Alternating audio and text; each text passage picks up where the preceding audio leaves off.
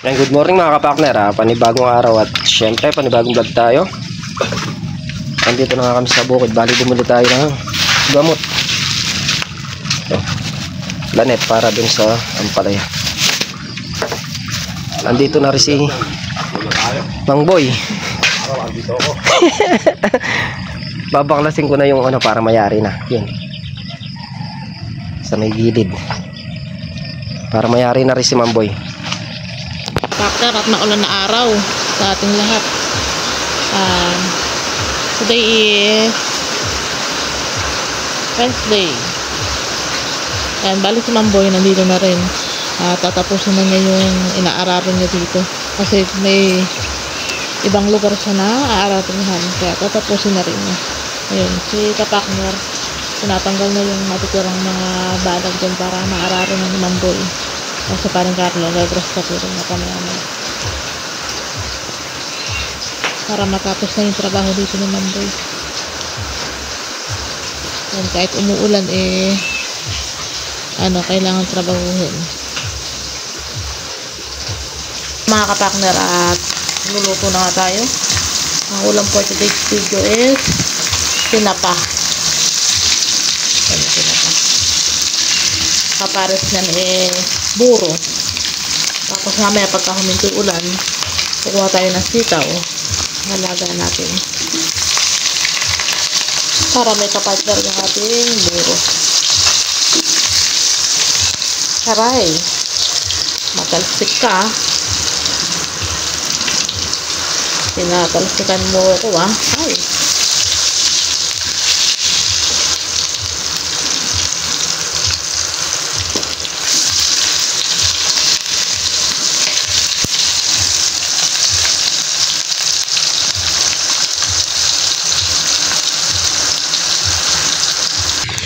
Ayun yung dalawa mga kapakner, si Entong tsaka si Pareng Carlo.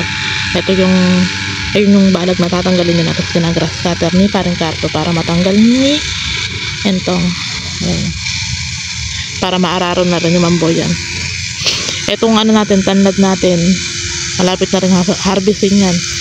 Bago mag Pasko, ayan, haharvesting yan. Gawa ng yun lang mabili yung mga tanglad. Magpapasko, bagong taon, ganyan ginagamit nila sa may mga lechon. Ayan. Punta tayo dito sa may sitawan, gawa ng kukuha tayo ng konting sitaw para may panlaga tayo. Pansawsaw sa buro.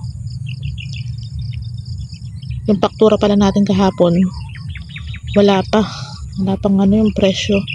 Ngayon palang dadating yung paktura nun sa bahay, dadaling sa bahay.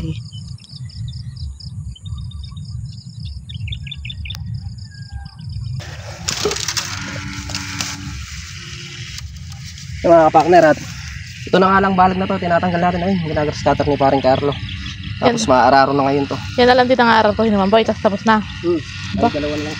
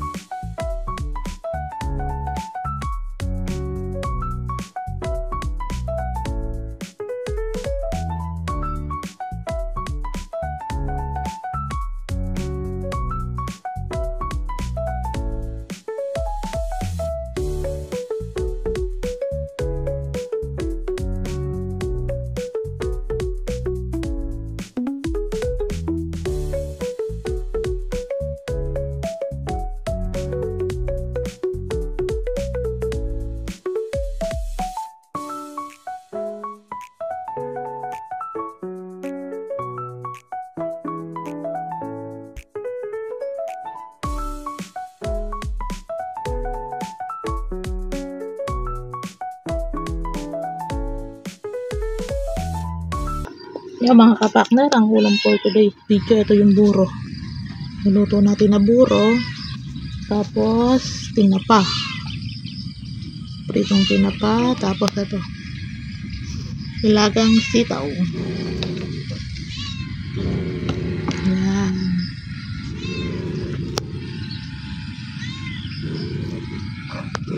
Yaman. Kasi pag natapos yung tatlo doon, aahon na yun. Kakain na.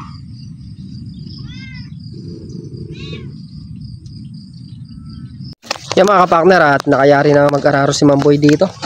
Tapos natanggal na rin yung mga tulos-tulos doon. Bali, mga nakatapan tulos dito sa gilid, yun lang ang tatanggalin.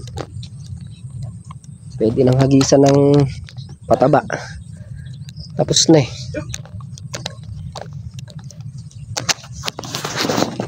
Yan, pagka nakabili tapos ng pataba, wala mang hagisan na to. Hindi pa nakasikaso sa ngayon gawa ng patay yung biyanan niya, kaya hindi pa nakakalusong eh. Tayo naman, mag-ano lang tayo saglit, tapos maya sibat na rin kami. Gawa ng kuha kami ng papaya. Good morning mga kapakner, panibagong araw at syempre panibagong vlog tayo. Ayan na, bali nandito na rin tayo sa bukid. Medyo tinanghali lang tayo ngayon. Bali mamaya sisibat muna kaming gas ni Ming bago tayo pumitas doon sa sitaw. Sibat muna kami ng gas para matapos na yung grass cutterin dito sa may kalamansi. Mahaba na naman yung damo, hindi pa nayayaring grass cutterin yung sa may dulo.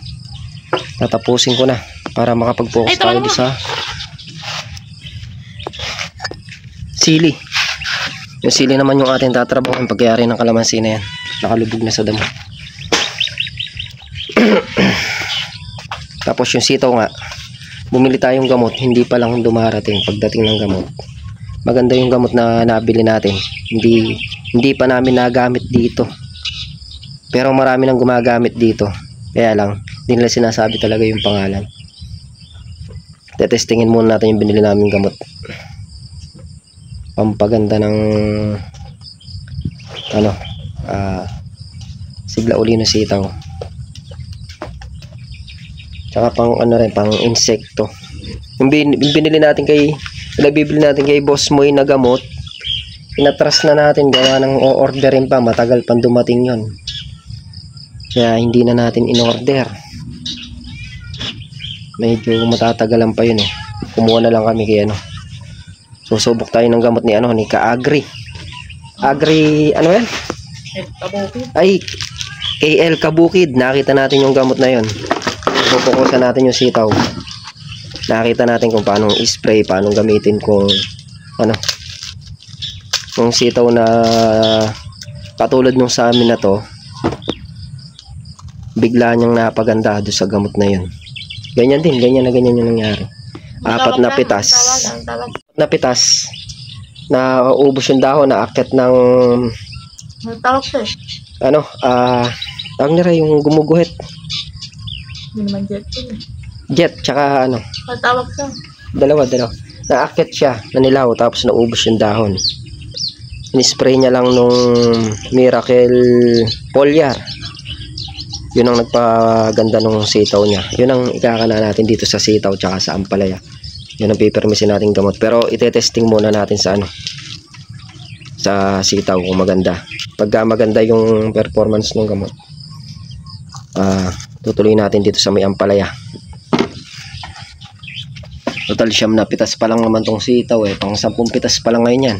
Medyo mahaba-habang pitasan pa yan. Pagka napaganda pa natin, kayang-kaya pang kumita dito sa sitaw. Kailangan lang talaga tutukan. Siguro kung di darating mamaya yon, bukas, oras na pagdating nun, tetestingin natin. Yan, kape muna tayo mga partner. Yan mga partner, at nakabili na kaming gas para sa kalamansi, para matapos na yung grass cutterin. Pero bago yung lahat, pipitas muna ng sitaw mga kapakner. Hindi pa nakapitas yung sitaw. Alas 9 na.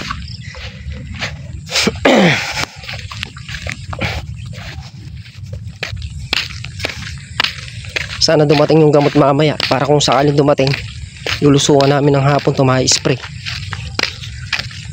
Oo, maganda hapon. Masubukan na yung ano ni El Kabukid. Siyempre lahat ng paraan gagawin natin para maka-recover yung gulay. Naka-recover naman siya, kaya lang na ano din ng harabas. Napasok na naman. Eh walang mangyayari mga kapakner kapag napabayaan. Hindi pa rugo nakaka-1/4 sa puhunan. Kaya ako ginagawa ko ng paraan. Kaya ngayon, ako muna hawak sa sitaw. Iyaano natin yung kahit pa paano may kaunti tayong experience sa sitaw. I-apply natin dito. Total na i-apply naman na nila yung kanila. Tayo naman ang didiskarte. Eh mga kapaknaran, dito na nga tayo sitaw. Aling ipupitas na si paring Carlo. Doon sa lubong.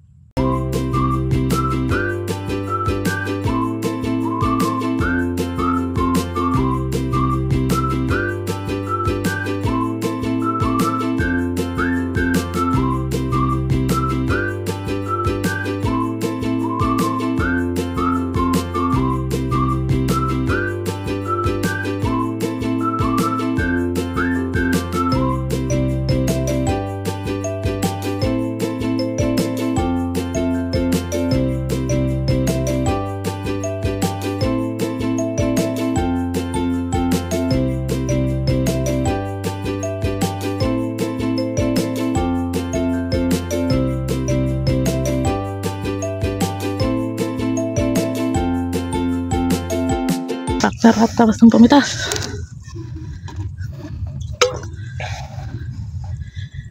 $2,000 naman siguro yan.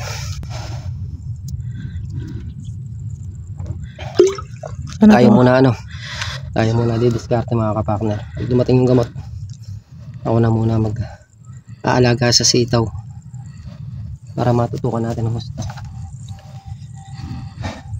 Total, pakunti-kunti na lang trabaho niyan. Yayariin ko na yung grass cutter niyan. Pagkayari niyan, pwede nang tumutok dito sa sitaw. Itong ang palaya, kaya naman isa to. Yan mga kapakner, bali natapos na nga nating grass cutterin yung kalamansi dito sa taas. Tapos na, finish na yung trabaho dyan.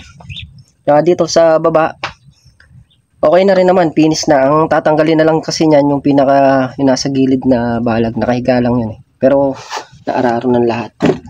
Malinis na lahat. So doon tayo magpo-focus sa sitaw. Yung sitaw na malaki namin, ako na muna ang hahawak para mapukusan ng gusto mga partner. Nakakasira ng diskarte talaga pag titingnan mo yung sitaw, parang mamamatay na. Kasi yung itsura niya, sobrang ano na. Kung titingnan mo talaga, parang hindi ka makakabawi sa puhunan eh. Ako may nakita akong sitaw na ganyan, tapos yun nga, naka-recover pa. Kailangan lang talaga alagaan. Marami na rin naman tayong nabiling gamot dyan na siguro yung mga gamot na binibili namin eh parang wala na doon sa maninira. Parang immune na nila, parang hindi na pinapansin. Kaya ngayon magbabago tayo ng gamot. Yun nga, sa pagbabago ng gamot kailangan din natin baguhin yung nag-i-spray para mabago yun. Baguhin yung si Paring Carlo talaga nag-i-spray doon. Ang gagawin natin mga kapartner, si Paring Carlo patutukin natin sa ampalaya. Yun ang alagaan niya. At ako naman dito sa sitaw para makapag-focus. Kasi si Katrops, hindi pa rin na gano'ng makakalusong yan. Gawa na, di pa nalilibing yung biyanan niya. At kung lulusong man yan, ang pupukusan ni Katrops dyan, yung kalamansi. Kaya kami ni Paring Carlo sa gulay. Ako kaya ko naman yung sitaw. Hirap lang ako doon sa tubig. Yun lang, kailangan lang nila akong alalayan doon sa tubig. Kasi malayo yung pinanggagalingan ng tubig namin. Pero kung malapit lang, kayang-kaya ko eh. Sa tubig lang tayo magpapatulong doon. Pero sa spray, kayang-kaya ko na yun. Basta dumating yung gamot, sisimulan na natin.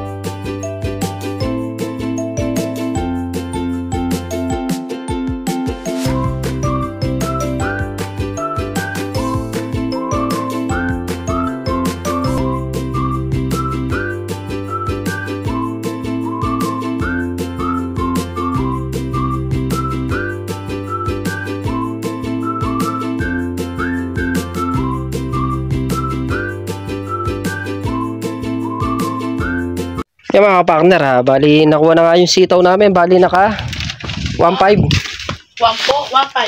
1.5 na good, tsaka 6 na segunda.